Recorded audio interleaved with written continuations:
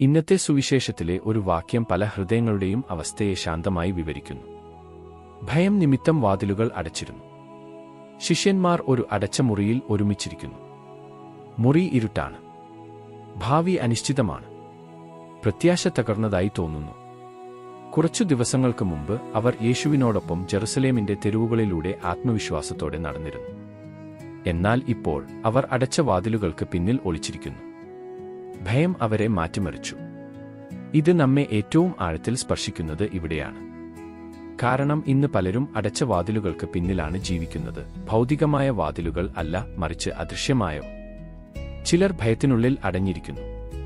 ചിലർ ഏകാന്തതയിൽ, ചിലർ കുറ്റബോധത്തിൽ, ചിലർ നിരാശയിൽ, ചിലർ ഉത്കണ്ഠയിൽ, ചിലർ വ്യസനങ്ങളിൽ, ചിലർ ആസക്തികളിൽ, ചിലർ പറയാൻ പോലും കഴിയാത്ത മുറിവുകളിൽ. പുറത്ത് അവർ പുഞ്ചിരിക്കുന്നു, പക്ഷേ അകത്ത് അവർ കുടുങ്ങിക്കിടക്കുന്നു. നമ്മുടെ വാതിലുകൾ ഇന്ന് കൂടുതൽ സങ്കീർണമായിരിക്കുന്നു. പഴയ വീടുകളിൽ ലളിതമായ മരം വാതിലുകളായിരുന്നു. ചിലപ്പോൾ മനോഹരമായ ഫ്രഞ്ച് വാതിലുകൾ, പകുതി തുറന്നും പകുതി അടഞ്ഞും വെളിച്ചം അകത്തേക്ക് വരാൻ അനുവദിക്കുന്നത്. എന്നാൽ ആധുനിക വാതിലുകൾ വ്യത്യസ്തമാണ്. Peep hole, CCTV, video doorbell.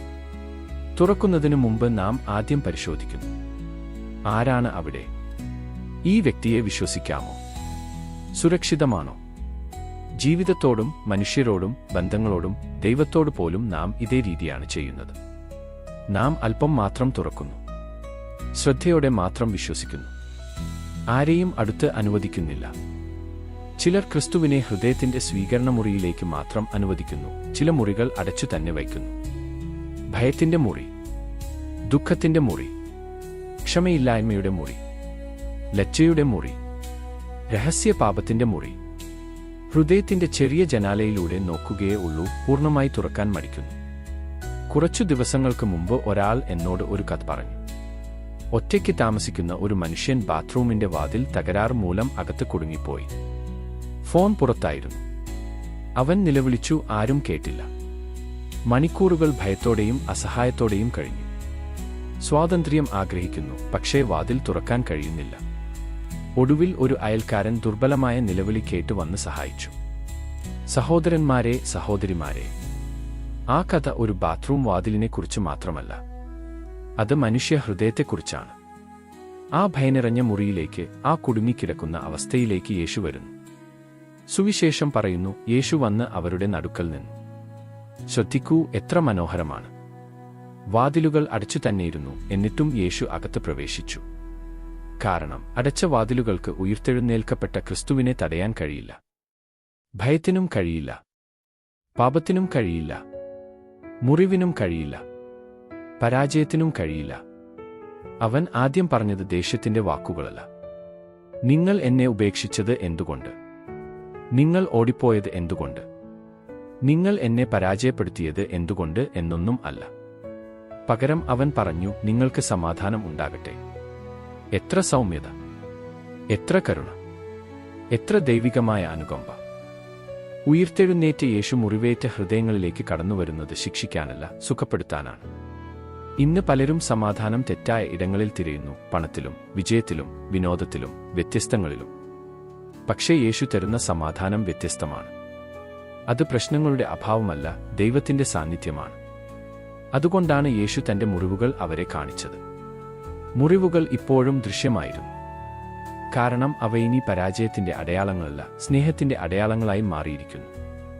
ലോകം പറയുന്നു, നിന്റെ മുറിവുകൾ മറയ്ക്കൂ. എന്നാൽ ക്രിസ്തു തന്റെ മുറിവുകൾ വെളിപ്പെടുത്തുന്നു. കാരണം ആ മുറിവുകളിലൂടെയാണ് ലോകം സുഖപ്പെട്ടത്. പ്രവാചകനായ ഏശയ്യാ പറയുന്നതുപോലെ, അവന്റെ മുറിവുകളാൽ നാം സുഖപ്പെട്ടു. പിന്നീട് വരുന്നത് വേദപുസ്തകത്തിലെ ഏറ്റവും മനോഹരമായ നിമിഷങ്ങളിലൊന്നാണ്. അവൻ അവരുടെ മേൽ ശ്വാസമിട്ടു പറഞ്ഞു, പരിശുദ്ധാത്മാവിനെ സ്വീകരിക്കുവിൻ. ഉടനെ നാം ഉൽപ്പത്തി പുസ്തകം ഓർക്കുന്നു. ആദിയിൽ ദൈവം ആദാമിനെ മണ്ണിൽ നിന്ന് രൂപപ്പെടുത്തി. പക്ഷേ ആദാം ജീവനില്ലാത്തവനായിരുന്നു, ദൈവം അവനിലേക്ക് ശ്വാസമിട്ടതുവരെ. അതായിരുന്നു ആദ്യ സൃഷ്ടി. ഇന്ന് യേശു വീണ്ടും ശ്വസിക്കുന്നു. ഇത് പുതിയ സൃഷ്ടിയാണ്. ഉൽപ്പത്തിയിൽ ദൈവം ഭൗതിക ജീവൻ നൽകി. ഇന്നത്തെ സുവിശേഷത്തിൽ ക്രിസ്തു ആത്മിക ജീവൻ നൽകുന്നു. ഭയപ്പെട്ട ശിഷ്യന്മാർ ധീരരായ അപ്പോസ്തലന്മാരായി മാറി. തകർന്നവർ പുനഃസ്ഥാപിതരായി. ഭയപ്പെട്ടവർ നിർഭയരായി. ഇതാണ് പെന്തക്കോസ്ത്. പെന്തക്കോസ്ത് നിസ്സംശയമായി അഗ്നിജ്വാലകളെക്കുറിച്ച് മാത്രമല്ല. പെന്തക്കോസ്ത് ജീവിതങ്ങളുടെ പരിവർത്തനത്തെക്കുറിച്ചാണ്. ഒരു ചെറിയ പെൺകുട്ടി ഒരിക്കൽ എന്നോട് നിഷ്കളങ്കമായും ആഴമുള്ളതുമായ ഒരു ചോദ്യം ചോദിച്ചു. ഫാദർ, പരിശുദ്ധാത്മാവ് പ്രത്യേക ശക്തികൾ തരുമോ? ഭാവി പറയാൻ കഴിയുമോ? മറഞ്ഞിരിക്കുന്ന കാര്യങ്ങൾ വെളിപ്പെടുത്താൻ, അത്ഭുതങ്ങൾ ചെയ്യാൻ? ഇത് പലരുടെയും മനസ്സിലുള്ള ചിന്തയാണ്. അത്ഭുതകരമായ അടയാളങ്ങൾക്കായി പലരും ആകർഷിക്കപ്പെടുന്നു. പക്ഷേ പ്രിയ സഹോദരന്മാരെ, അത്ഭുതകരമായ ദാനങ്ങൾ ഏറ്റവും വലിയ അടയാളങ്ങളല്ല. കാരണം വിശുദ്ധിയില്ലാതെയും അത്ഭുതകരമായ ദാനങ്ങൾ ഉണ്ടാകാം. വിശുദ്ധ പൗലോസ് തന്നെ മുന്നറിയിപ്പ് നൽകുന്നു. ഞാൻ മാലാഖമാരുടെ ഭാഷകളിൽ സംസാരിച്ചാലും സ്നേഹമില്ലെങ്കിൽ ഞാൻ ഒന്നുമല്ല. പരിശുദ്ധാത്മാവ് ഒരു വ്യക്തിയിൽ ജീവിക്കുന്നതിന്റെ ഏറ്റവും വലിയ തെളിവ് അത്ഭുത ശക്തിയല്ല, അത് അത്ഭുതകരമായ പരിവർത്തനമാണ്. യഥാർത്ഥ അത്ഭുതം ഇതാണ്. ദേഷ്യം ക്ഷമയാകുന്നു, വിദ്വേഷം സ്നേഹമാകുന്നു, സ്വാർത്ഥത കരുണയാകുന്നു, ആസക്തി സ്വാതന്ത്ര്യമാകുന്നു, നിരാശ പ്രത്യാശയാകുന്നു, അഹങ്കാരം വിനയമാകുന്നു, കയ്പ് ക്ഷമയാകുന്നു, പാപികൾ വിശുദ്ധരാകുന്നു. ഭാവി പറയുന്നതിനേക്കാൾ ഈ മാറ്റം ബുദ്ധിമുട്ടേറിയതാണ്. പരിശുദ്ധാത്മാവ് യഥാർത്ഥത്തിൽ ഒരു ജീവിതത്തിൽ പ്രവേശിക്കുമ്പോൾ ആ വ്യക്തി ക്രിസ്തുവിനെപ്പോലെ ആകാൻ തുടങ്ങുന്നു. ഇതാണ് ഏറ്റവും ആഴമുള്ള പെന്തക്കോസ്ത് അത്ഭുതം. തലയ്ക്ക് മുകളിലുള്ള അഗ്നിയല്ല, ഹൃദയത്തിലെ അഗ്നിയാണ്. പുതിയ ഭാഷകളിൽ സംസാരിക്കുന്നതല്ല, പുതിയ സ്നേഹത്തോടെ സംസാരിക്കുന്നതാണ്.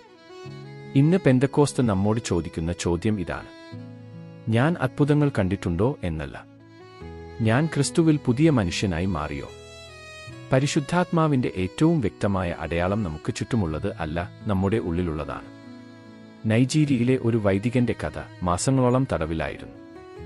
മോചിതനായപ്പോൾ ചങ്ങലകൾ അഴിക്കുന്ന ചിത്രം പ്രചരിച്ചു.